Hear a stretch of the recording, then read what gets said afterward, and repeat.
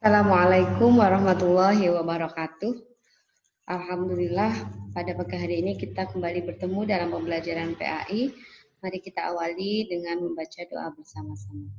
Bismillahirrahmanirrahim. Raditu billahi rabba wa bil islami dina wa bi Muhammadin nabiyya wa rasula. Rabbi zidni ilman nafi'a warzuqni fahma. Amin ya rabbal alamin. Kalau kemarin kita sudah belajar tentang kandungan surat Atin, maka pada pagi hari ini kita akan belajar tentang membaca dan menulis surat Atin untuk melanjutkan apa yang sudah kemarin kita pelajari. Kalian perhatikan apa yang akan Bu Indah bagikan slide-nya.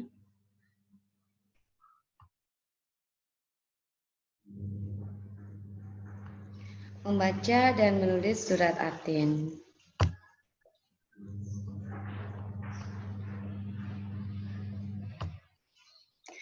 Dalam membaca Al-Quran, kita harus tahu ilmunya, harus benar dan sesuai dengan ilmu tajwid.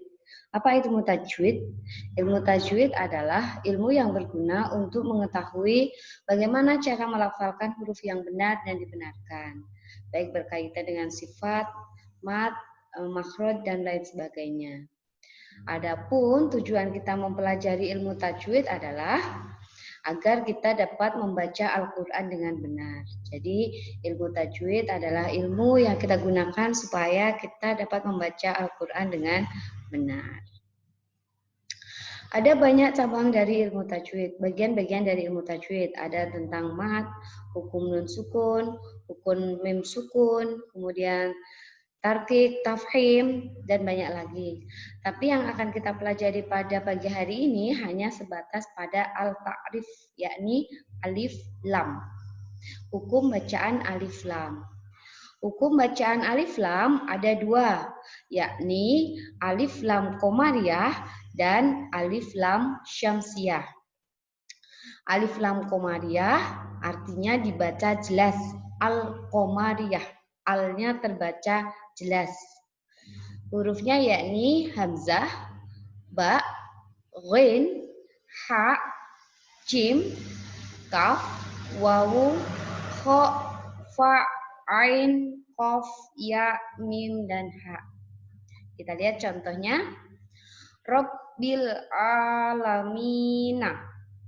Alif lam bertemu ain. Ingat ya, hukum bacaan alif lam berarti ada alif lamnya. Alif lam sukun bertemu ain. Dibaca jelas, Rabbil alamina.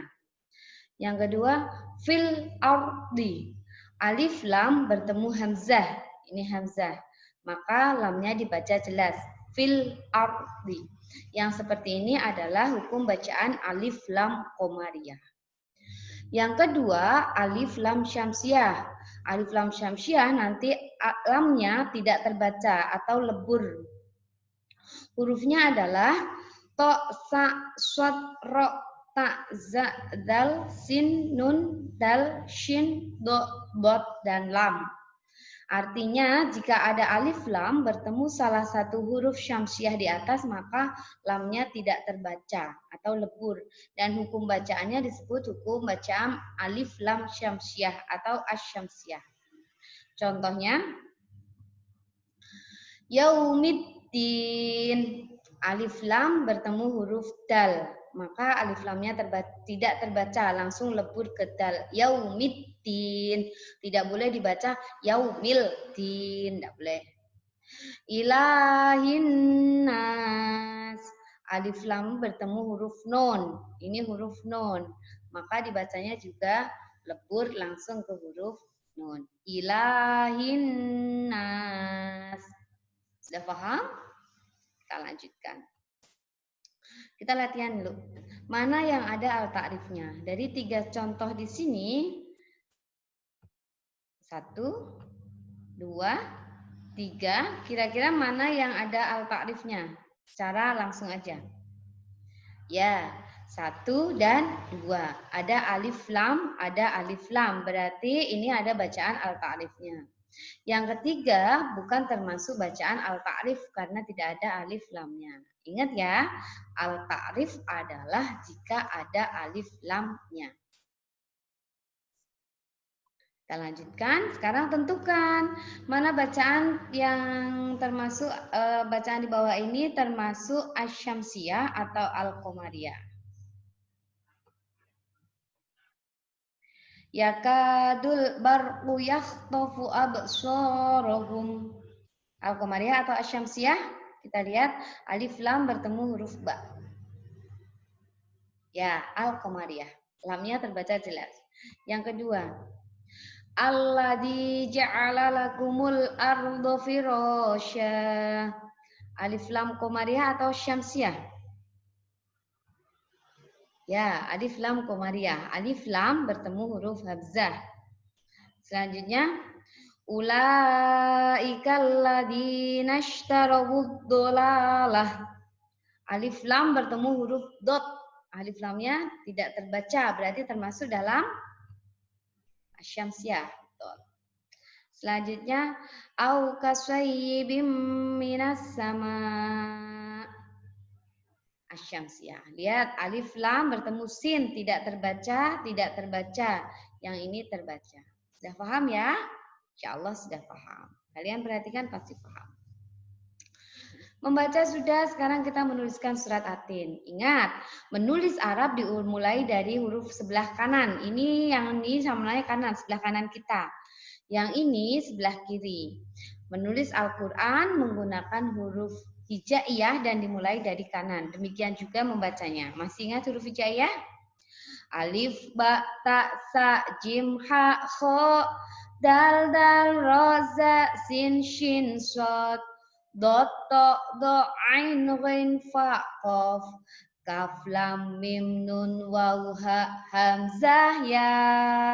Itu ya, itu huruf hijaiyah. Jadi alif bukan a, ba bukan ba. Yang namanya huruf hijaiyah seperti itu. Dalam menulis huruf hijaiyah juga ada kaidah penulisan, aturan penulisan yang harus diperhatikan. Ada huruf yang letaknya di atas garis buku, ada juga huruf yang memotong garis buku. Misal alif, ba, ta, sa adalah huruf-huruf yang berada di atas garis buku. Jim, ha, kho adalah huruf yang memotong garis buku, nulisnya ke bawah. Dal, dal di atas garis buku. Dan selanjutnya ada beberapa tulisan huruf hijaiyah, nanti bisa kalian lihat. Kalian pause sebentar. Selanjutnya setelah kaidah penulisan ada menyambung huruf hijaiyah tadi, yang huruf lepas itu bisa kita sambung. Ada 28 huruf hijaiyah, yang 22 huruf diantaranya bisa disambung di awal kalimat, di tengah, dan di akhir. Tapi ada 6 huruf hijaiyah yang tidak bisa disambung ketika di awal. Dia hanya bisa disambung ketika berada di tengah atau di akhir. Alif, dal, dal, ro, za, waw atau wawu. Kita lihat bentuk sambungannya yang 22 huruf hijaiyah. Contoh huruf ba. Ketika di awal dia bisa disambung. Contoh dalam kalimat bismi. Ketika di tengah dia juga bisa disambung. Seperti ini bentuknya. Contoh dalam kalimat ma'budu. Contoh di akhir dia juga bisa disambung. Ini bagian sambungannya al-ghaibu. Jadi ada 22 huruf. Nanti bisa kalian lihat. Sebentar, slide-nya terlalu cepat. Ada juga yang berubah bentuknya seperti jim. Ketika di depan bentuknya berubah seperti ini, di tengah berubah, ketika di akhir kembali ke bentuk semula. Nah, 6 huruf hijaiyah yang tidak bisa disambung contohnya seperti ini. Alhamdulillahirabbil alamin. Huruf alif di depan tidak bisa disambung dengan huruf lam. Ini huruf alif di depan juga tidak bisa disambung dengan huruf lam. Huruf wawu di depan tidak bisa nih. Di depan za, dal, dal tidak bisa. Ketika di tengah mereka bisa. Ketika di akhir juga bisa. Yang terakhir, mari menulis surat Atin. Ditulis surat Atinnya seperti yang sudah kalian tulis kemarin, sudah kalian tulis. Cuman ketika kalian menulis ternyata beberapa ada yang menggantung di atas garis semua. Yang betul adalah tulisannya seperti ini. Silakan dipelajari lagi, dilihat lagi. Kemudian mari kita latihan membaca Al-Quran dengan benar sesuai dengan ilmu tajwid. Dan kita latihan menulis huruf-huruf Al-Quran, menulis bacaan-bacaan Al-Quran dengan baik sesuai dengan kaidah penulisan. Akhirnya pada pertemuan pagi hari ini, mari kita akhiri dengan membaca hamdalah bersama-sama. Syukur kepada Allah telah melimpahkan kesempatan kepada kita untuk belajar. Semoga kita mendapatkan kemudahan dalam belajar.